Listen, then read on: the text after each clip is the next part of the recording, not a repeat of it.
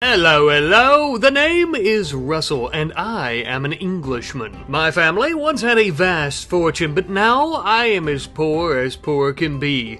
But I plan on changing that as soon as possible. For within this desolate forest next to the road, I shall build my own company, my own organization where I will make my fortune. We're currently on a main trading path between a few different tribes, the Prussians, the French, and the British. A more than optimal place for any type of business, I'd say. For you see, my friends, we're currently on a Earth-like planet that is actually a Pangea with many different types of hostile and gentle tribes, as well as the Prussians, British, and French, as mentioned a moment ago. I would, of course, like to disclose, though, that the tribes used in this video and in this game save have nothing to do with real-life tribes, as they are fictional, okay? Even though we are using some real-life factions like the British and so on and so forth. Now then, shall we begin? Indeed, I think we shall. To begin, we're going to start off with a little bit of deforestation. The reason being, of course, everything and anything uses and is made by wood in this day and age. Structures are built by wood, we use wood for torches, etc, etc. Thankfully, among a few other different skills, Russell here is actually pretty decent at cutting down trees. He's not quite as good at crafting things, but utilizing some of the logs that we had cut down, we would end up crafting ourselves a small short bow. A normal quality short bow with an average shooting skill should do quite nicely when we're on the hunt. For our first prey and our dinner, we decided to hunt down a stallion in the forest, a wild horse as it were, quite common to the region. After hunting down our very first prey, we would then go back home to set up camp for the night, building a small campfire out of some pebbles on the ground and some of the wood we cut. Utilizing some of the sharper stones, we would also butcher the horse on the ground, wasting much of its meat, unfortunately, but it'll be a while before we have a proper butchering table. We would, however, end up grilling several of the chunks of its flesh on some sticks that night for dinner, just before we used the leather from killing the horse to make ourselves a nice sleeping bag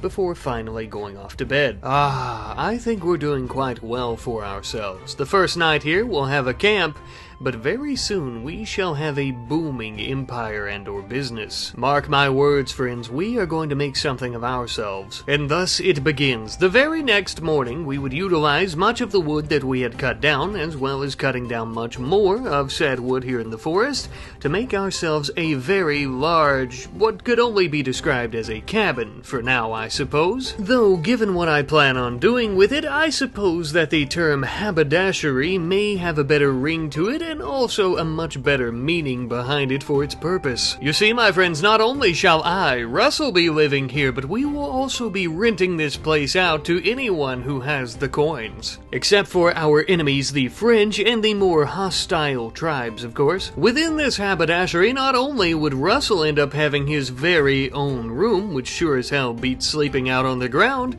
but we also had a nice, warm, and toasty fireplace for all to enjoy. We did use up most of our resources though, so for a day or so we would have to do nothing but spend more time cutting down trees day in and day out. We would, however, make time in our busy schedule of cutting down trees to plant a large row of potatoes. That way we don't end up starving to death when winter rears its ugly frozen head. After spending so much time cutting down more and more trees, we finally had a large stockpile of wood which we would use to furnish our haberdashery. As you can see, we added in 3 beds, some dressers to go with, a small bookshelf, as well as a nice table to eat at, and a large log pile by the fire to keep it going. Not only would we build these beds, but we would make sure that they were ready for any and all guests, setting their price at $10 per night, which just so happens to be the cheapest that we can set them. Not to worry though, my friends, Russell didn't forget about himself. He too would use the wood to go about building himself a proper bed, a nice table to eat his meals in the morning, as well as a potted plant, a dresser, and all the other amenities we needed. A bit of time later though, and we had our very first visitors, a Prussian bulk goods trader. Unfortunately, they were on their way to a nearby British city and thus did not want to stay in our haberdashery for the night, but we could end up trading with him. They were willing to buy many of the logs that we had been cutting down, thankfully,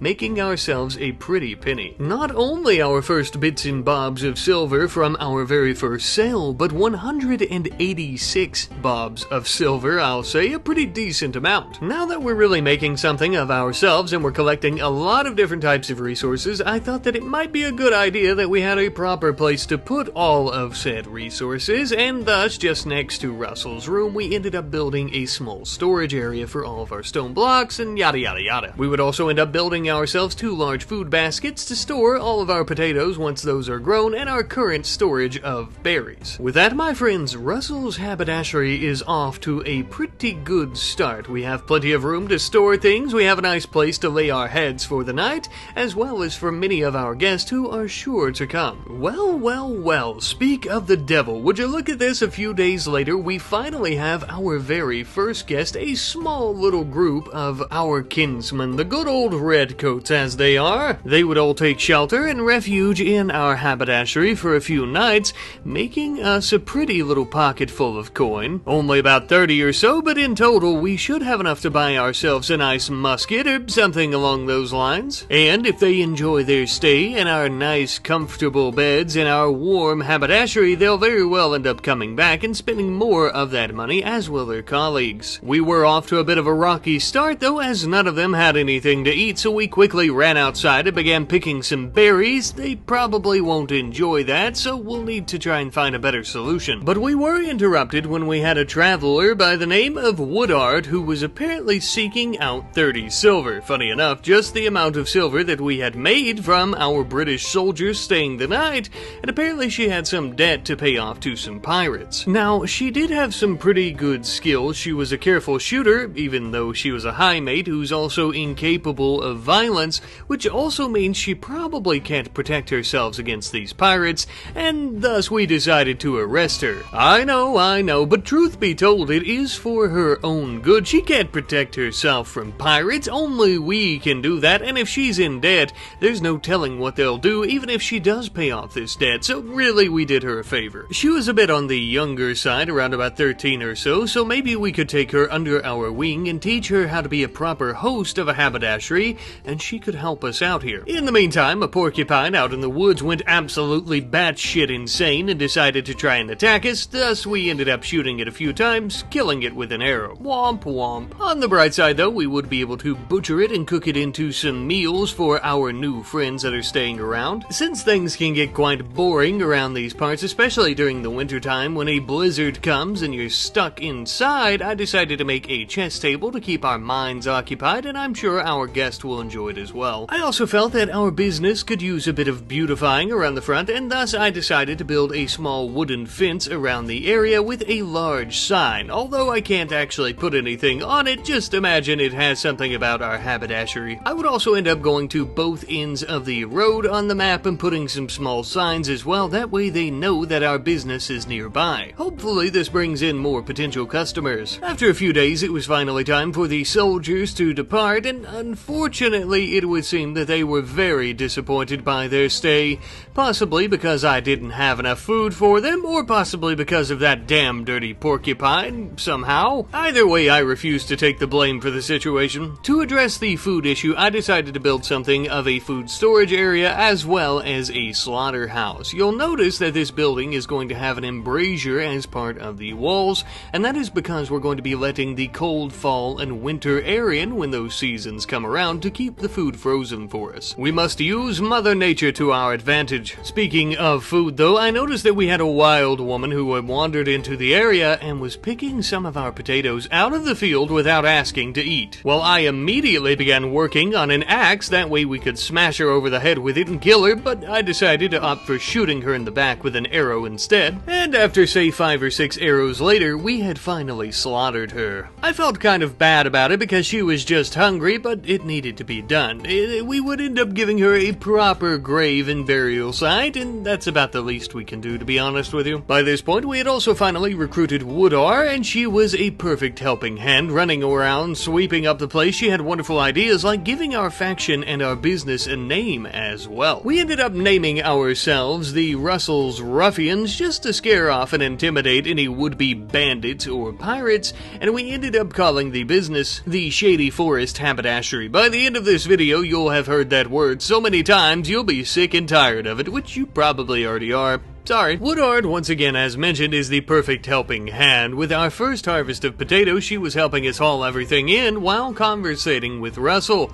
The two of them were easily becoming fast friends. Now then, to address our quality problems here at the business, we are actually going to be building 2 separate rooms to put some of our beds in, as I'm sure our next guest would enjoy their privacy in their own personal room. I'm sure our last guest would as well, but too late for that. Simple but effective quality rooms with some bookshelves and other amenities. Now, it's important to remember that I do have the props mod, which will pretty up these rooms, although those types of things cost silver, and we don't want to spend all that much money just yet. We would also go out and begin hunting down some wildlife, such as this lynx here, who we would then butcher, and we would actually end up building a taxidermy bench. What this will allow us to do is mount its pretty little head on a piece of wood, which we can then hang in one of these new rooms, beautifying it ever more. Folks tend to really enjoy having a dead animal's head on the wall. It gives a cozy cabin kind of vibe. It seems that we've been making improvements just in time, as we have some tribal visitors from a nearby village. I'm sure these weary travelers are quite tired and are looking for a nice place to rest their legs. There was an issue, however, as 3 of them would end up taking our beds, but